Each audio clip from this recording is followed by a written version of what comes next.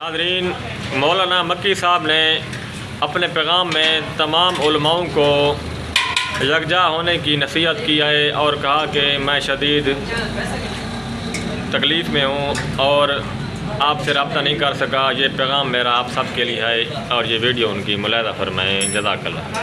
نحمدہ و نصلی علی رسولہ الکریم۔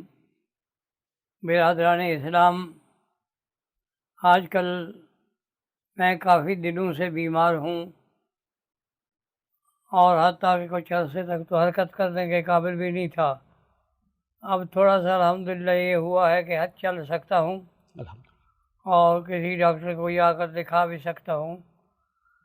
تو بہرحال یہ تو میرے اپنے دکھ درد کی باتیں ہیں، لیکن مجھے پتہ لگا ہے کہ یہاں پر پاکستان میں ہمارے جو بزرگان ہیں، ہمارے اکابر ہیں، ان کا آپس میں کچھ اختلافات ہو گئے ہیں۔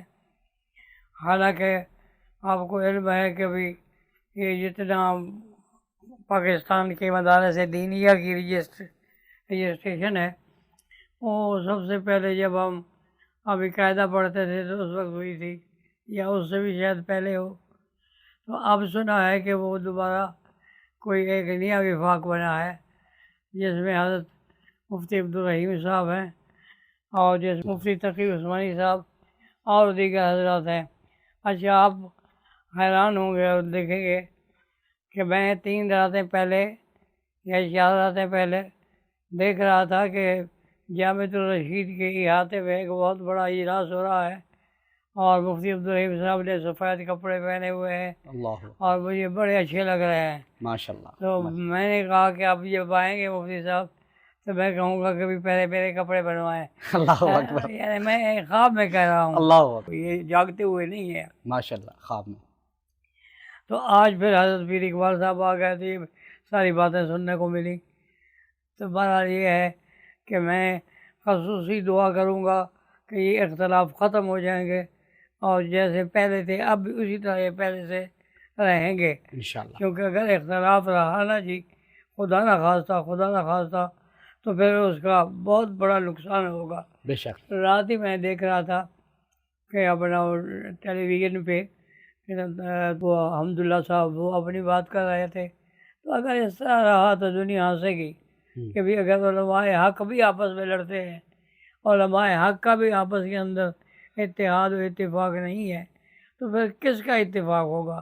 جس کو اللہ نے حکم دیا ہے، حضور پاک صلی اللہ علیہ وسلم نے ساری زندگی اتحاد اتفاق کا سبق دیا ہے۔ بے شک۔ تو میری درخواست ہے، گزارش ہے کہ خدا کے لیے تمام جھگڑے دور فرما دیں اور پھر ایک بن جائیں، اور اسی طرح جس طرح پہلے دور میں اکابر کی صف میں کھڑے تھے، اسی طرح میں اب بھی آپ ایک ہی صف میں کھڑے ہو جائیں، محمود و ایاز، نہ کوئی محمود رہے نہ کوئی ایاز۔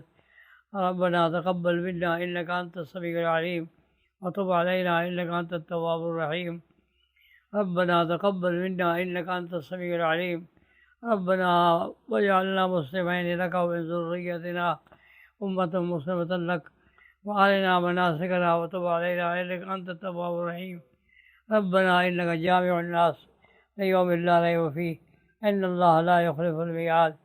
والصلاة والسلام علی رسول اللہ صلی اللہ علیہ وآلہ